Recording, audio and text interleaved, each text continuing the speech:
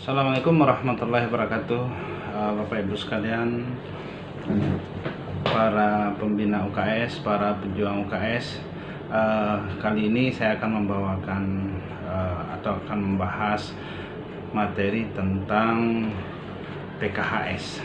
Ya, PKHS itu adalah keterampilan psikologis yang harus dimiliki oleh para peserta didik kita, terutama konselor sebaya dan kader-kader yang kita bentuk. Ya, jadi PKHS ini adalah pendidikan untuk membuat diri mereka kuat, ya. Membuat diri mereka kuat dari segala ancaman, ya, dari segala ancaman yang datang baik dari eksternal ataupun dari internal atau dari teman-teman atau dari mana saja, sehingga mereka itu mempunyai kemampuan untuk menolak hal-hal yang merugikan mereka atau hal-hal yang negatif dengan cara mereka sendiri, ya, dengan cara mereka sendiri, sehingga tidak mengganggu sebuah pertemanan atau komunitas dan lain sebagainya. Jadi mereka selain mempunyai kemampuan untuk melawan ancaman atau hal-hal yang negatif, tapi mereka juga menolaknya dengan cara yang baik, ya, yang baik, dengan cara yang elegan, sehingga orang yang ditolak ataupun kelompok yang ditolak itu tidak merasa sakit hati atau tidak merasa dilecehkan dan lain sebagainya. Nah, sehingga inilah kemampuan yang harus dimiliki oleh anak didik kita, terutama konselor sebaya, ya, konselor sebaya dan kader-kader yang nanti kita bentuk di sekolah dan madrasah, ya, yang tergabung di dalam KKR atau kader kesehatan remaja. Nah, selain itu, selain dia bisa melawan hal-hal yang negatif atau perubahan-perubahan yang negatif dan lain sebagainya, anak didik kita juga mempunyai kemampuan dalam mengambil sebuah keputusan yang cepat, ya, keputusan cepat dan tepat, ya, untuk diri mereka sendiri, ya. Ada 10 kemampuan, ya, yang harus dimiliki yang tergabung dalam PKHS ini. Ada 10 kemampuan.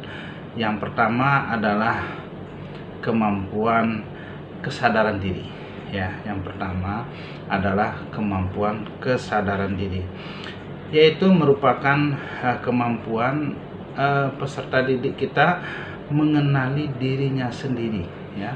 Jadi mengenali dirinya sendiri, karakternya, kelemahannya, kelebihannya, ya, keinginannya, ketidakinginannya. Nah, jadi kita beri kemampuan bahwa peserta didik kita kenal dengan dirinya, ya, kenal dengan dirinya. Jadi dia tahu, oh, kelemahan saya seperti ini, oh, kelebihan saya seperti ini yang saya inginkan, ini yang tidak saya inginkan. Jadi dia punya kemampuan untuk mengevaluasi dirinya sendiri, atau kita kenal dengan kesadaran diri. Jadi dia sadar dirinya, oh, kelemahan saya sadar kelemahan diri saya begini. Oh, saya sadar bahwa saya menginginkan ini atau tidak menginginkan ini. Nah, itu yang akan nanti kita tanamkan kepada peserta didik kita, terutama konselor sebaya, yang nanti akan menjadi perpanjangan tangan dari Bapak Ibu guru, BP, ya, BP dan petugas PKPR-nya dari Puskesmas Pembina. Baik, jadi kesadaran diri itu ini sangat diperlukan sekali, karena pada fase remaja ini sangat berisiko sekali, ya. Karena remaja ini dalam tahap dalam tahap dia menjadi dewasa, jadi saat transisi, ya, sehingga kalau kita tidak dengan baik mengelola remaja, maka remaja ini akan salah langkah atau salah jalan, sehingga menimbulkan hal-hal yang sangat merugikan bagi dirinya sendiri, bagi keluarganya, dan bagi warga sekitar dan lain sebagainya. Nah, itu keterampilan yang akan kita kasihkan, sehingga dari keterampilan ini, yaitu dari kesadaran diri ini, di mana para siswa kita atau konselor sebaya itu dapat mengembangkan kemampuan atau keterampilan dirinya secara mandiri dan integritas diri. Nah, itu yang kita mau. Jadi mereka bisa mengembangkan keterampilan secara mandiri dan mempunyai integritas diri. Ya. Itu yang pertama. Jadi yang pertama adalah kesadaran diri, ya. Jadi satu poin dari PKHS itu yang pertama adalah kesadaran diri. Yang kedua, peserta didik kita mempunyai kemampuan empati, ya. Empati ini adalah sebuah kemampuan atau suatu kemampuan yang memposisikan perasaan orang lain pada dirinya sendiri, ya. Memposisikan perasaan orang lain pada dirinya sendiri. Artinya dimana bahwa dia mempunyai sifat, jika misalnya seorang teman atau keluarga atau teman-temannya lah yang kita sebut teman sebaya mempunyai masalah, sehingga dia menceritakan masalahnya. Nah, sifat empati yang dimiliki oleh konselor sebaya kita ini, di mana dia merasakan apa yang dirasakan oleh teman sebayanya, ya. Itulah sifat empati yang harus dimiliki oleh teman-teman kita konselor sebaya atau peserta didik, ya. Jadi di mana kemampuan yang dimiliki itu bisa memahami orang lain sehingga dapat hidup di dalam kelompok, ya. Jadi inilah target kita, di mana peserta didik kita ini dia bisa memahami orang lain, ya, memahami orang lain, dan dia akan bisa hidup di dalam kelompok atau di dalam sebuah komunitas, ya. Nah, itu ya. Yang ketiga adalah pengambilan keputusan. Jadi tadi dia sudah punya kesadaran diri, di mana dia tahu akan dirinya, ya, kelemahannya, kekuatannya dan lain sebagainya. Kemudian dia punya sifat empati, di mana dia merasakan apa yang dirasakan orang lain seakan-akan itu adalah yang terjadi pada dirinya. Kemudian dia punya kemampuan pengambilan keputusan, ya. Pengambilan keputusan yang diharapkan di sini adalah menentukan pilihan secara cepat dan tepat, ya. Konstruktif dari berbagai alternatif yang ada, ya. Itulah kemampuan yang harus dimiliki. Jadi dia bisa mengambil sebuah keputusan yang cepat dan tepat serta konstruktif, ya, dari berbagai alternatif yang ada, ya, dari berbagai alternatif yang ada. Nah, kemampuan ini kita targetkan supaya peserta didik kita atau remaja kita bisa mengambil keputusan yang tepat dan cepat bagi dirinya, ya. Kalau dia punya masalah, dia bisa memutuskan, atau dia menerima masalah dari teman-teman sebayanya, dia bisa dapat dengan segera mengambil sebuah keputusan yang baik dan tepat bagi teman sebayanya. Nah, seterusnya yang keempat adalah pemecahan masalah, ya. Jadi yang pertama kesadaran diri, kemudian dia punya sifat empati, bisa mengambil keputusan yang cepat dan tepat, kemudian dapat menyelesaikan masalah, yaitu kemampuan seseorang untuk dapat menyelesaikan masalah secara konstruktif, ya, dapat menyelesaikan masalah secara konstruktif. Target kita di sini di mana dia bisa menghadapi berbagai masalah dan menyelesaikan masalah secara cepat dan tepat. Nah, secara cepat dan tepat. Ini juga sangat berhubungan dengan kemampuan dalam memutuskan masalah, ya. Jadi dia bisa memutuskan masalah dengan cepat, ya, menyelesaikan masalah dengan cepat karena dia punya kemampuan untuk menyelesaikan atau membuat sebuah keputusan yang tepat dan cepat. Kemudian yang kelima kemampuan konselor sebaya kita atau teman-teman kita peserta didik adalah berpikiran kritis, ya. Berpikiran kritis yaitu kemampuan dalam menganalisa informasi dan pengalaman-pengalaman secara objektif, ya. Jadi dia punya kemampuan di mana menganalisa situasi atau masalah yang ada, ya, menganalisa sesuatu dalam menyelesaikan permasalahan yang ada. Jadi dia punya kemampuan dalam berpikir kritis. Kemudian selanjutnya yang keenam adalah berpikiran kreatif, ya. Berpikiran kreatif itu adalah kemampuan untuk membuat ide-ide baru, ya, dari hasil menggali informasi ataupun dari pengalaman-pengalaman yang ada. Nah, keterampilan ini yang lebih kita kenal dengan keterampilan berinovasi untuk membuat ide-ide yang baru, ya. Jadi dia punya kemampuan untuk melakukan inovasi.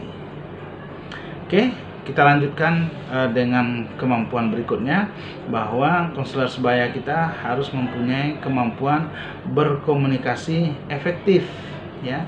Berkomunikasi efektif ini dimana keterampilan untuk menyampaikan gagasan-gagasan yang dapat gampang atau mudah dimengerti oleh orang lain atau kelompok di dalam lingkungannya, ya.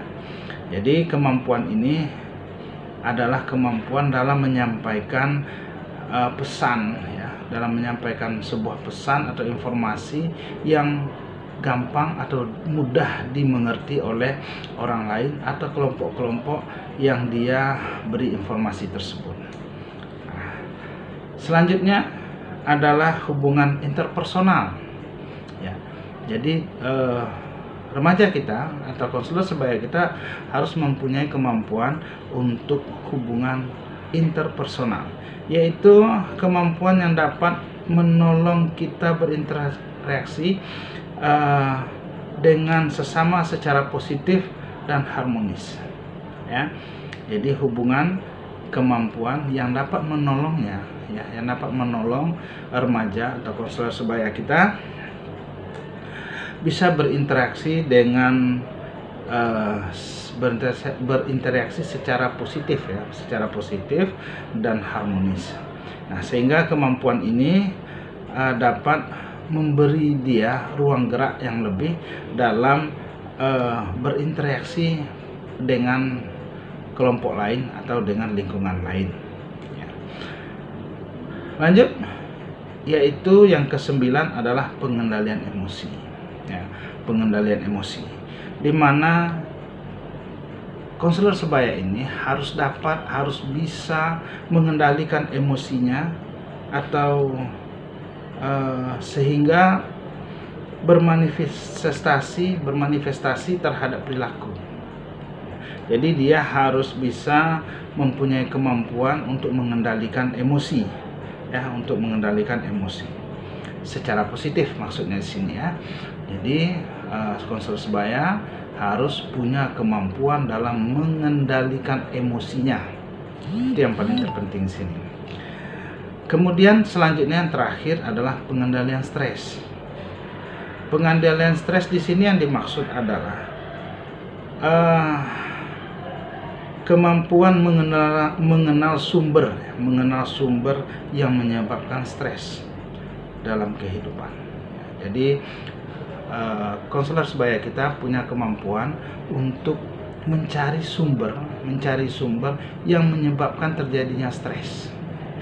Kemudian dia dapat mengendalikan stres tersebut dengan sebaik-baiknya sehingga dapat menyelesaikan masalah yang ada pada dirinya dan pada teman-teman sebayanya. Nah, itulah kira-kira yang harus dimiliki oleh seorang kader atau konselor sebaya yang nanti kita bina bersama di sekolah atau madrasah ini tingkat SMP dan tingkat SMA. dalam ruang lingkup KKR, Kader Kesehatan Remaja ya. Jadi remaja kita atau konselor sebaya kita harus mempunyai kemampuan 10 kemampuan yang tergabung dalam keterampilan psikologis mereka yang kita kenal dengan PKHS. Yang pertama itu kesadaran diri, kemudian mempunyai kemampuan atau perilaku empati, kemudian dapat mengambil keputusan, dapat memecahkan masalah, berpikiran kritis, dan berpikiran kreatif. Kemudian dia punya kemampuan dalam hubungan interpersonal, kemudian dia juga punya kemampuan mengendalikan emosi dan mengendalikan stres ya. Nah, inilah yang diberikan kepada anak didik kita, khususnya konselor sebaya dan kader-kader, supaya mereka punya kemampuan dalam berhubungan, yaitu keterampilan sehatnya, keterampilan psikologisnya. Selain dia harus menguasai yang namanya HEDS ya, nanti juga ada bagian yang nanti kita informasikan apa itu HEDS, yang juga harus dimiliki kemampuan-kemampuan ini oleh konselor sebaya yang akan kita bentuk di sekolah-sekolah dan madrasah-madrasah. Baik Bapak Ibu, kita cukupkan dulu sekian. Terima kasih. Assalamualaikum warahmatullahi wabarakatuh.